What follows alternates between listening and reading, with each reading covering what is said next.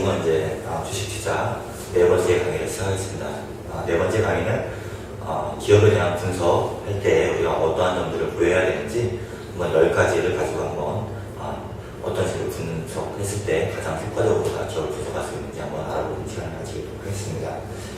일단은 10가지 패턴이라고 하니까 뭐 기업을 분석하는데 왜 이렇게 많은 거를 분석을 하냐 이렇게 말씀하시는데요. 사실 이 10가지를 믹싱해야 됩니다. 마케팅 믹스랑 해서 포피라고 하죠. 프로덕트, 프라이스, 프로모션, 그다음에 프레이스 해갖고 4가지를 믹싱해서 진정으로 이 마케팅이 성공할 건지 안 할 건지 시뮬레이션 하게 되는데요.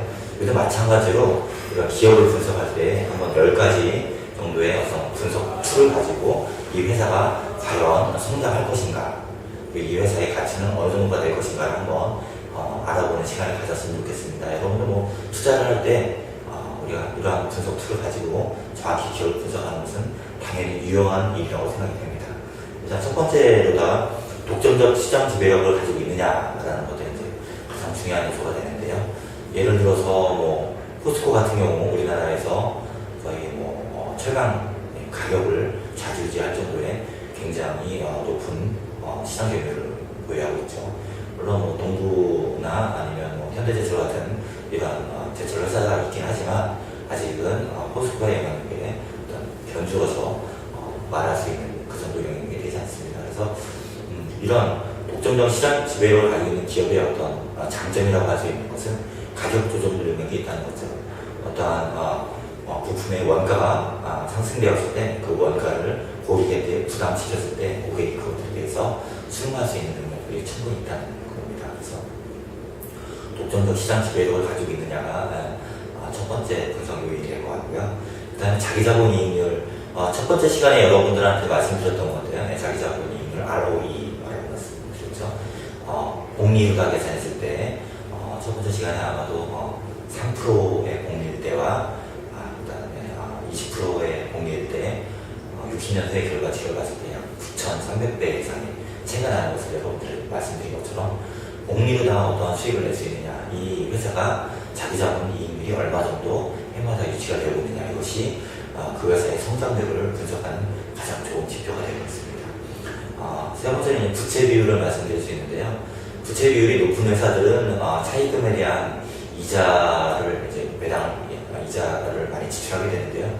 이렇게 이러한 것들이 어떤 경영상의 리스크로다가 작용할 수 있습니다. 그래서 부채 비율이 낮은 기업들, 예를 들어서 20% 미만의 기업들은 무차익 경영을 한다라고 표현하고 있는데요. 이러한 기업들에 대해서 한번 우리가 관심을 가질 필요가 있다고 봅니다. 그 다음에 주가 수익률이죠. 프라이스 어닝 레이시오라 해갖고 이제 한 주당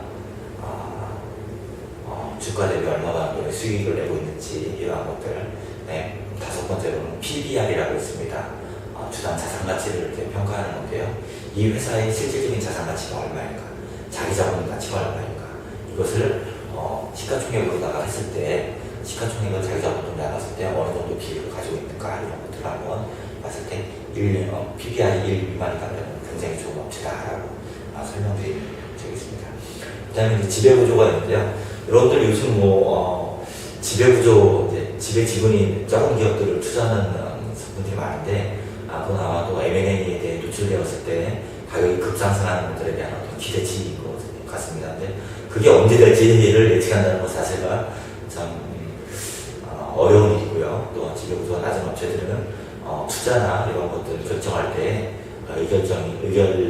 의사결정 능력이 부족하다 보니까 시장을 리드하는데 많이 부족한 점을 느끼게 됩니다. 그래서 여러분 지배 주주가 50% 이상의 지분을 가지고 있다, 이러면 아주 우량한 기업이라고 볼 수 있습니다. 그래서 지배 주주의 어느 정도 비율로 주식을 소유하고 있는지, 지배 구조의 어떤 확고한 경영 의지가 어떻게 반영되고 있는지를 지배 구조로다가 판단할 수 있습니다. 그 다음에 이제 자산 구정을 볼 수 있는데요. 자산에 보면은 유동자산과 그 다음에 비유동자산이 있다고 말씀드렸죠. 자산에서 우리가 볼 때 매출채권이 많이 있는데요. 이 매출채권이 과연 회수 가능한 매출채권인가, 이런 부분들이 있죠.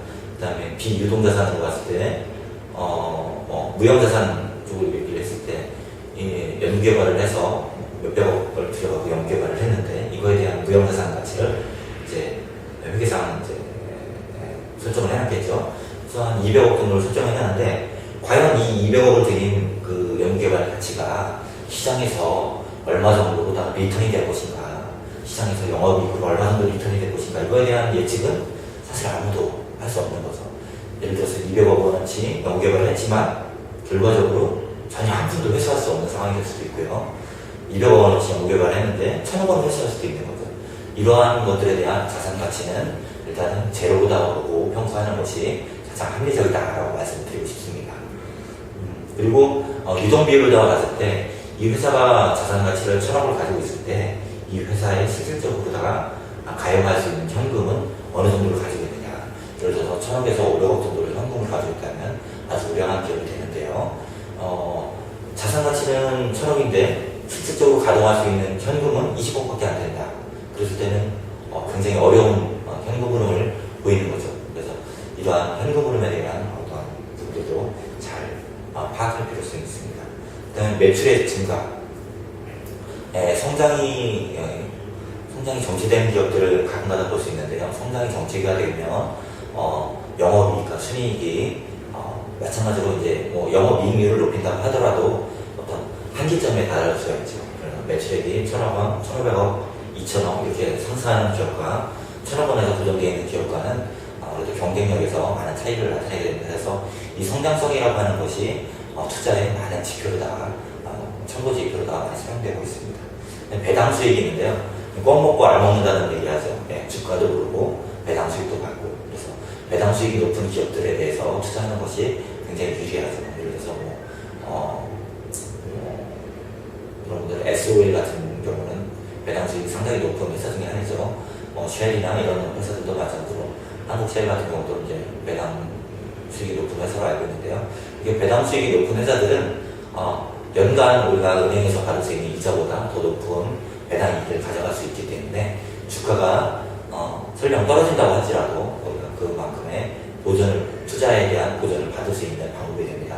그래서 여러분들이 단기적인 시점에서 데이 트레이딩을 한다던가 잠깐의 2, 3%의 수익을 내고 매매하는 그러한 패턴을 가지고 있지 않다면 저는 여러분들이 이러한 10가지 패턴들을 가지고 정확히 분석을 해서 기업 가치를 정확히 분석을 하고 장기 투자를 해서 여러분 수익을 가져갔으면 하는 그런 바람이 있습니다.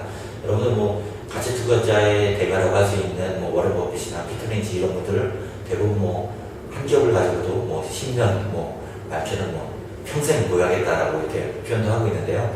여러분들 그러한 아주 가치 투자를 할 수 있는 그러한 전문적인 지식들을 소유하고 기업을 분석할 수 있는 그러한 능력들이 있었으면 하는 바람이 있습니다. 그래서 투기에 여러분들 같이 휘말려서 소중한 자산을 손실을 보지 마시고 진정으로 자기가 그 기업에 대한 가치를 정확히 분석하고 그리고 성장했을 때 자신의 그 자산도 같이 성장하는 기쁨을 누리시는 여러분들이 되기를 부탁을 드리고 우리 같이 한번 주식 투자에 대해서 더 많은 이야기를 나눠봤으면 하는 그런 바람이 있습니다. 감사합니다.